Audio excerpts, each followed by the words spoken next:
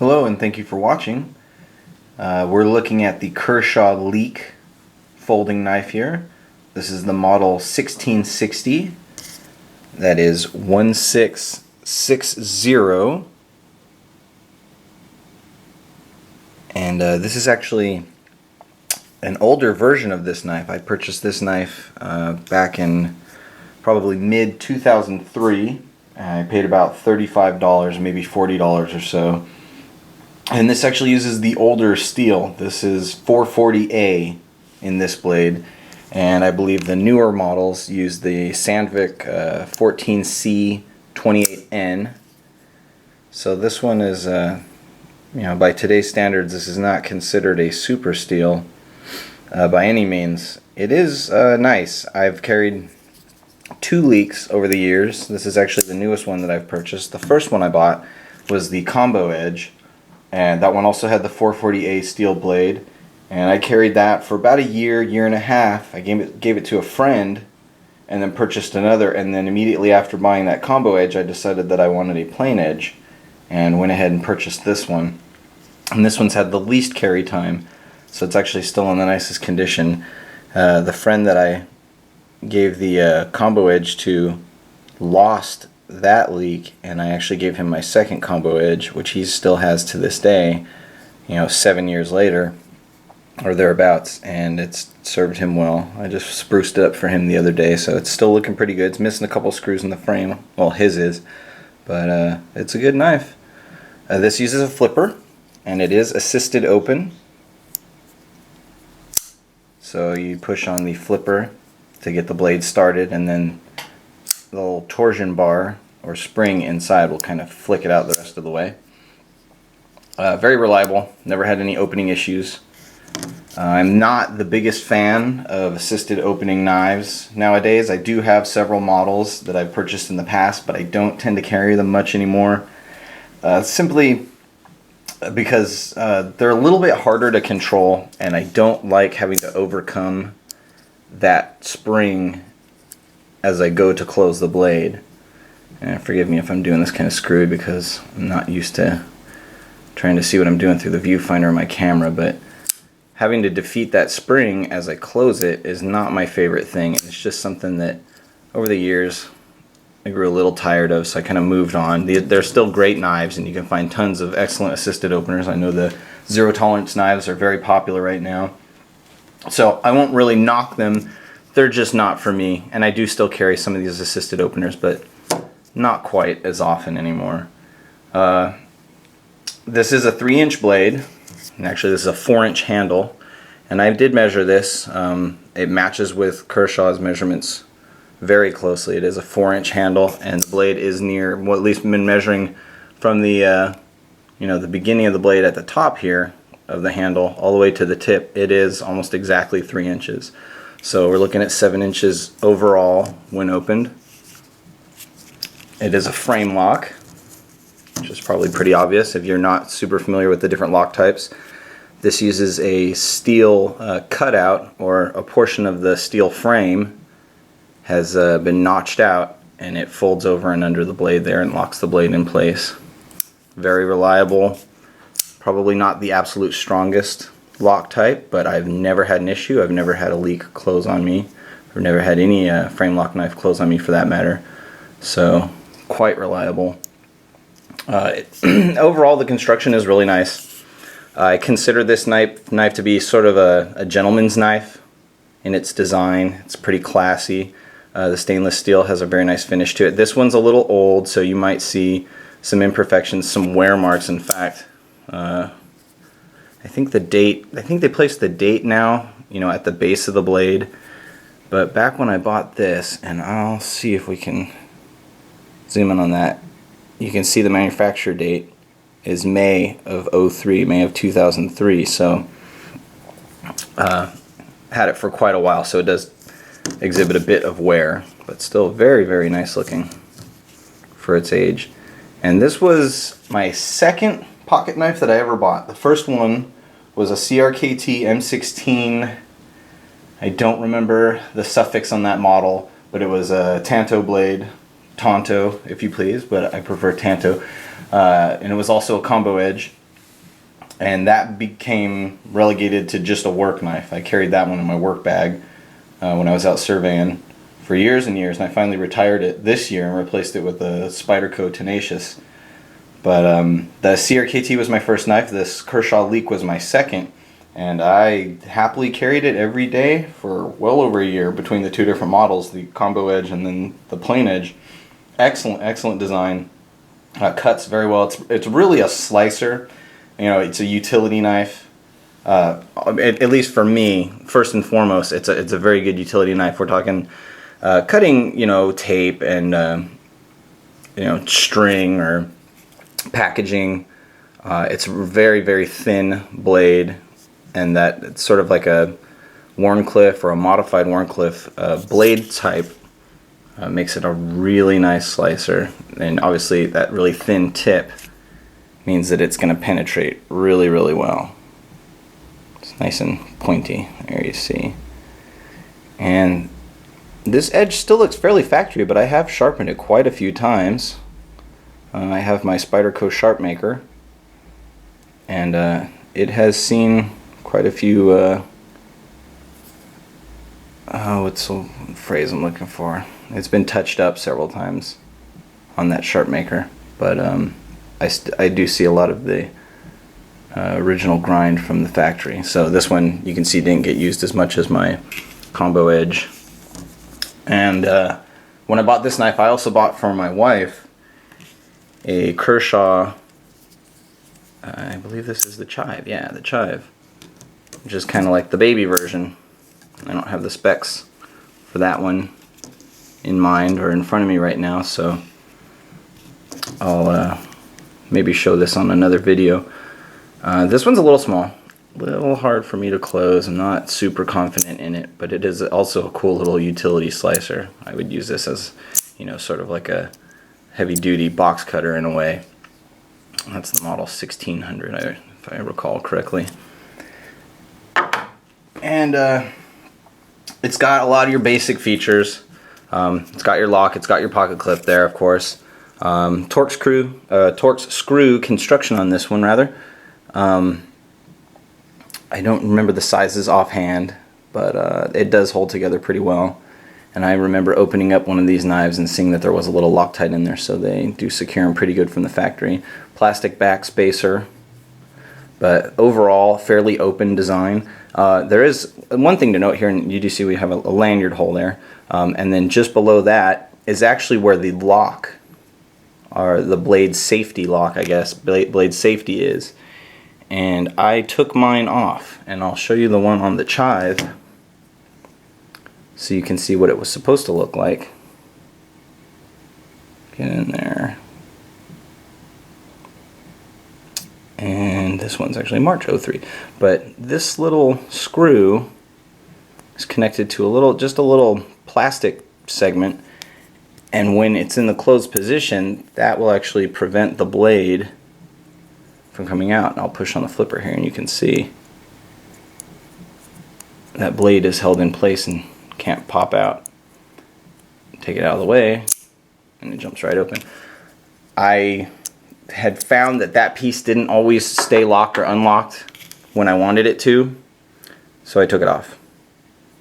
Very easy to do, no hassle, and I just preferred having it off. I've never ever had this open in my pocket. I have read online that people have had their assisted opener, or in fact their Kershaw Leek, open in their pocket. You know, perhaps it's getting bumped on the flipper once it's hooked in there, but never happened to me. Never had any issues. Never ever accidentally opened it. So I think that speaks highly for this, for the blade detent. At least when it defaults into the handle, it stays in there pretty darn good. And I've never missed having that little lock on the end, so no worries there. I do like the clip on this. I like the look of it quite a bit, and the clip holds on very well. It's just got 2 screws, but it is very sturdy and stable. I've never had to retighten this one, and you can tell this is one of my older knives because nowadays I prefer most of my knives to be tip-up carry, and this one is obviously set for tip down, and that's how it came from the factory, and I never changed it, so it still is the way that it is. If I were to carry this knife often again today, I would take that clip and switch around to the other side and make it tip up carry. That's just my preference. It doesn't really make much of a difference either way. That's just how it is. Nowadays everybody likes to talk about the finger serrations or jimping on a knife. Not super important to me. It is kind of nice on some blades. I'm not really very aggressive with a lot of my knives. They're just for everyday utility tasks, so it's not a big deal for me. But you can see that this one does have a bit of those serrations or jimping on the back of the blade, and also in the choil or at the base right there. And it adds some grip, not a ton, but enough. I don't think that they're just for looks. I think it is actually functional. But again, it's just I just never really even think about it. It doesn't, on a lot of my knives that don't have it, it doesn't seem to make too much of a difference to me either way. I don't really have a tendency to slip up on the blade in either direction or away, so it's there, but it's not really a deal breaker for me one way or the other. Fit and finish on this knife, at least when it was new from the factory, was excellent, and even to this day I would say it is still in excellent condition. Kershaw knows how to make a good knife. Their USA made knives are very nice. They really do have an eye for design, and they really seem to know how to put a knife together, and the materials, the factories that they select are all good. And I do really like the construction overall. I think that the edges, the finishing at the edges of the handle, as well as on the spine of the knife, very smooth, very comfortable, very well ground, very well polished. This is a bit of a bead blast. Probably one of my only things that I don't care for on a lot of Kershaw models is that they love to use their bead blast finish, and they are prone to rust and corrosion a bit more than other finishes. It hasn't really been much of a problem with this one in particular though. It doesn't get a lot of rust on it, and that's been nice. I have also, aside from this one here, and of course the chive that I showed earlier, this is one I bought. I bought this one used. This is a Kershaw Vapor, and I think it's the Vapor 2. And there it is, Vapor 2, also designed by Ken Onion. Same as the Leek. This knife is a bit heavier, and again, I don't have the specs in front of me for this one either, but similar in materials to the Leek. But overall, I do prefer the Leek. Lighter, sleeker. I like the blade design a bit better. I don't care for the thumb stud on the Vapor. But this one, the only reason I brought it out, sorry for kind of going off on a tangent there, is that this one does exhibit a bit of corrosion and rust on the blade. I did buy it used, and it was like that when I bought it, but overall it's in very nice condition, so I imagine the gentleman that owned it, from whom I purchased it, probably didn't abuse it or leave it any place, particularly harmful. I think it's just the nature of the finish that causes that to happen, and if you want to avoid it and you own that finish on one of your knives, you would do well to take care of it, keep it oiled, and make sure that it's not hanging out in a very humid environment, and that it's cleaned and put away promptly when you're done using it. My overall thoughts on this knife, like I've said before, I think it's a very nice knife. You can't beat it for a first knife. If this was your first choice, you're just getting into knives, the price point I think is excellent. I think they're still hovering in the $30 to $40 range, which is great. They're you get a lot of value. You get a lot of good knife for your money. And I don't know if you folks can hear it, but my neighbor's dogs are barking away in the background, and that kind of sucks. So I hope that's not coming through, because it's just about to drive me nuts. And hopefully they'll stop soon. The blade in this one in particular is fairly well centered. Let's see if I can tilt that just right. And you can see that blade is sitting between those handles. Pretty darn dead center. My last two that I owned, the combo edge, were also the same. They were also very well centered.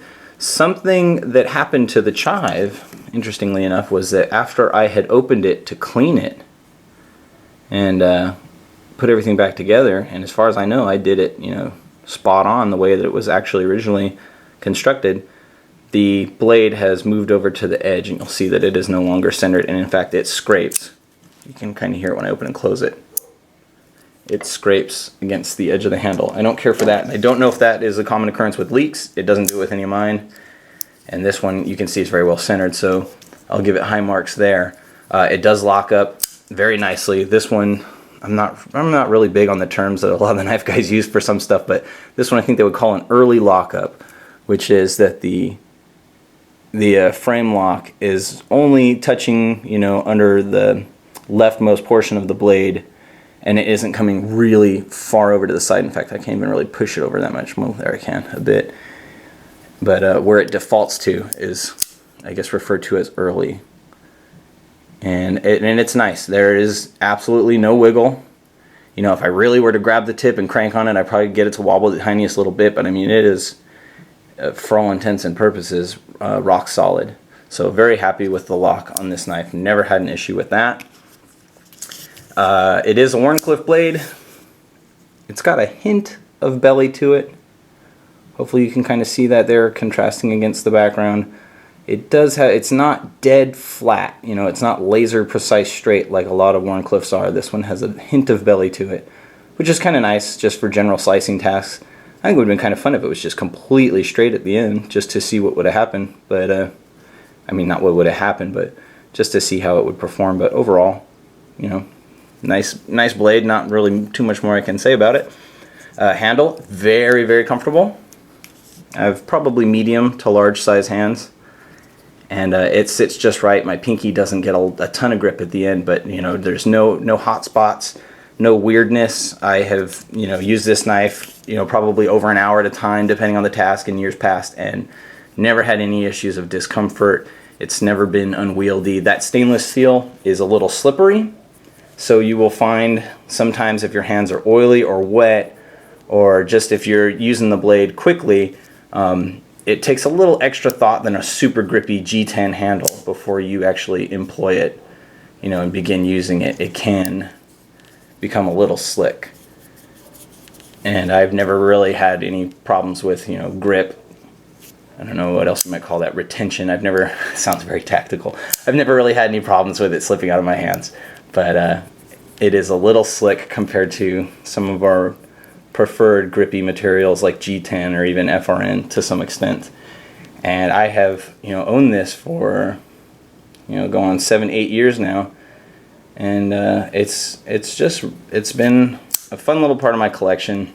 Hasn't got a lot of use in years past, but a really nice knife overall. Very well balanced. It sits in the pocket very comfortably. I've never had it pop out of my pocket or had it come hanging halfway out. Nothing like that. No funny business. It's very very tight, very snug. Right here where it holds onto your pocket is nicely done. Slips into your pocket easily. Some pocket clips that have a bit of a squared edge at the end are they're a little bit thin right here. Some Spydercos, in fact, some of the FRN Spydercos have the squared handle, or squared pocket clip right at the end. And I've never been super happy with that, but this one has been excellent. It just goes in and out of the pocket super, super quick. Never had any issues. Kershaw, great brand. If you don't own a Kershaw, you owe it to yourself to pick one up. Just try them out, see how you like them. They're great. The guys on the forums from Kershaw, you know, if you visit Blade forums, that's kind of my main resource for knife chat. The Kershaw guys are always super cool. The fans are really nice. And they are very, they communicate very well.